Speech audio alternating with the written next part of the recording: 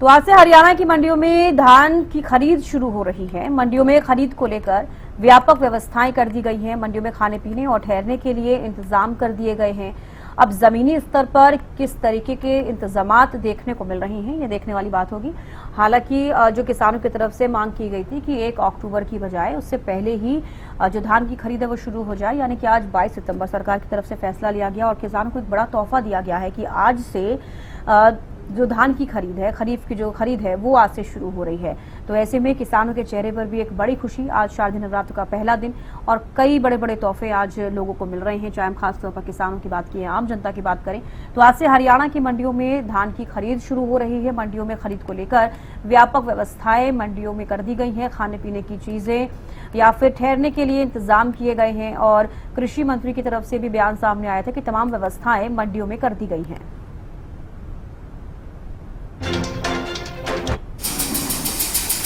राजेंद्र दैया bureau chief हमारे साथ लाइव जुड़ गए हैं। राजेंद्र, आज से हरियाणा में मंडियों में धान की खरीद शुरू हो रही है, कैसी व्यवस्थाएं वहां पर अभी देखने को मिल रही हैं? चविष्का, बिल्कुल मैं आपको बता दूं, फरीदाबाद की अगर बात करें तो 2 मंडी यहाँ पर अधिकृत की गई है धान की खरीद को लेकर। एक बल्लभगढ़ की मंडी और एक तिगांव की मंडी। और हम इस समय बल्लभगढ़ की मंडी में है। यहाँ मैं आपको नजारा दिखा दूं, अभी तक एक भी किसान जो है अपना धान लेकर नहीं पहुंचा। हालांकि जो 1509 धान है वो यहाँ लगातार पहुंच रहा है। और तैयारियों की अगर बात करें तो तैयारी यहाँ जो प्रशासनिक अधिकारी हैं उनकी तरफ से पूरी कर ली गई है। और अब की बार अगर बात करें तो किसानों को एक नई जो स्कीम और लगाई गई है, जिसके तहत वो अपना जो यहाँ एंट्री करने का जो सिस्टम है उसको खुद भी कर सकते हैं। और हमारे साथ यहाँ अधिकारी हैं इंद्रपाल मार्केट कमेटी के, इनसे हम जान लेते हैं किस तरीके की तैयारी है और कितने किसान अभी तक आए हैं, क्योंकि आज से खरीद शुरू हो चुकी है। देखिए, जो हमारी तमाम तैयारियां वो सभी पूरी हैं और अभी किसान तो कोई आया नहीं है। और जैसे ही अभी, क्योंकि हमारे पास जो किसान आ रहे हैं वो बासमती के आ रहे हैं 1509 के, जो सरकारी खरीद के किसान हैं वो भी आए नहीं है। परमल धान के एजेंसी भी हमारे यहाँ पे आ चुकी है, एजेंसी के कर्मचारी भी आ चुके हैं। कौन सी एजेंसी लगाई? जी, हमारे यहाँ पे Haryana state warehouse corporation है और 6 के 6 दिन उन्हीं की खरीद है हमारे यहाँ पे।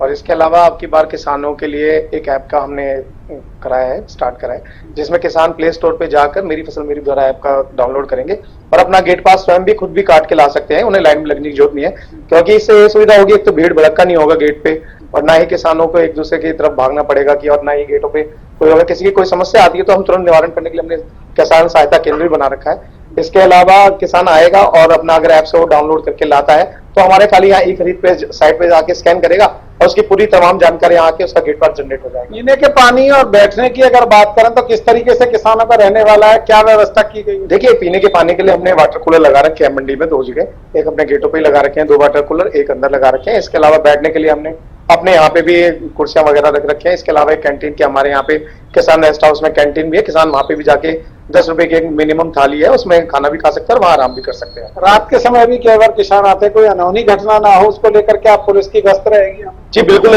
माननीय उपायुक्त महोदय के समक्ष अभी 2 दिन पहले मीटिंग ली थी और उन्होंने दिशा निर्देश पुलिस विभाग को भी दिए थे कि भाई हर गेटों पे, जैसे कि अब क्या होता है कि समाज में काफी लोग अनजाने में लोग आ जाते हैं और किसानों के साथ कोई हादसा ना हो, इसके लिए तो उन्होंने 8 होम गार्डों की व्यवस्था के लिए उन्होंने दिशा निर्देश दिए थे कि 2 गेट है हमारे, तो उनपे 4-4 होम गार्ड रहेंगे। कितनी मंडी अधिकृत की गई है यहाँ धान खरीद के पूरे फरीदाबाद में? देखिए, धान खरीद के लिए यहाँ 2 मंडियां अधिकृत है और एक तिगांव है, एक बल्लभगढ़ मंडी है हमारी। दोनों जगह आपकी।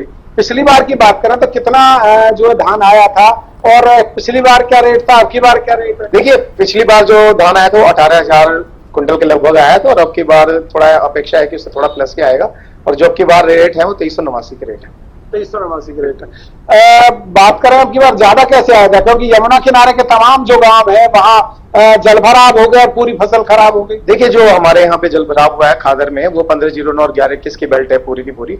जो हमारे धान आता है ये अधिकतर हमारा आता है भनकपुर साइड से, और जो हमारे जी रोड के तरफ गाँव है वहाँ पे उधर अभी कोई नुकसान नहीं है। तो और काफी, क्योंकि कुछ पलवल के कुछ गांव जो पृथ्वी क्षेत्र के हैं वो भी हमारे यहाँ पे धान लेके आते हैं। वेयर हाउस से है जो वो खरीदारी करेगी धान की, और वहाँ पर जो अधिकारी हैं वेयर हाउस के वो भी आए। क्या नाम मैम आपका? सुमन चाह। वेयर हाउस से? हाँ जी, वेयर हाउस। तो खरीदारी की जिम्मेदारी आपकी है, किस तरीके से खरीदारी? आपने तमाम जानकारी दी है कि किस तरीके से अब धान लेकर किसान मंडियों में पहुंचेंगे और तमाम व्यवस्थाएं मंडियों में कर दी गई हैं।